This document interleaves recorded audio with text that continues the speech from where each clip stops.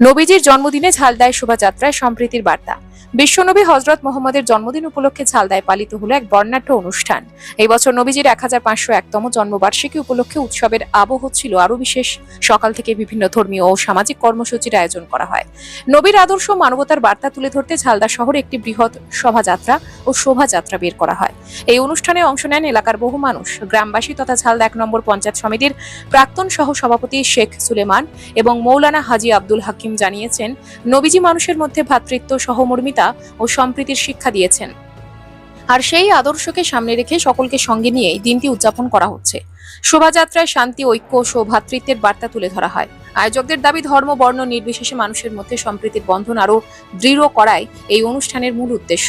নবীজির জন্মদিন উপলক্ষে ঝালদা জুড়ে ছিল উৎসব ও আনন্দের পরিবেশ। অপ্রীতিকর ঘটনা এড়াতে তৎপর ছিল ঝালদা থানার পুলিশ।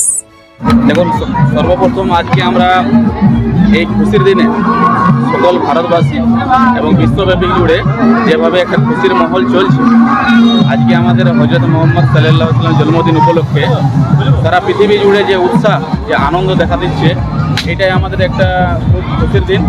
এবং আমরা আমাদের হযরত মুহাম্মদ সাল্লাল্লাহু আলাইহি ওয়াসাল্লাম যেভাবে আমরাকে পথ চলার নির্দেশ দিয়েছে, মানুষের সাথে সুসম্পর্ক ভালো থাকা এবং একে অপরের সামাজিকভাবে যে মানুষকে আমরা সন্তুষ্ট রাখতে পারি এবং মানুষকে যেভাবে আমরা একটা শান্তি শৃঙ্খলা বজায় রাখতে পারি, তার যে বার্তা দিয়েছে সে বার্তায় আমরা অনেক খুশি এবং তার আমলে আমরা চলি।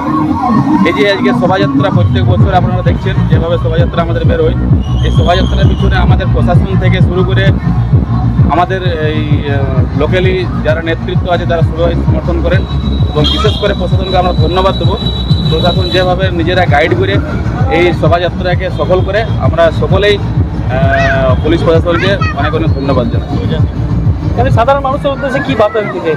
এবং সাধারণ মানুষের উদ্দেশ্যে আমাদের একটাই বার্তা থাকবে যে আমরা একে অপরে আমরা সবাই এক মানুষ, আমাদের সুসম্পর্ক বজায় রাখা এবং শান্তির ঐক্য একটা যে আমাদের ডাক আমাদের হযরত মুহাম্মদ সাল্লাল্লাহু আলাইহি ওয়াসাল্লাম দিয়েছিলেন, সেই শান্তির ঐক্যকে বজায় রাখা। আর আমরা ঈশ্বরের কাছে সকলকে প্রার্থনা করব যাতে সবাই সুখ শান্তি এবং সবাই আনন্দে ভালো কাটুক। अस्सलामु अलैकुम वरहमतुल्लाहि वबरकातुहू।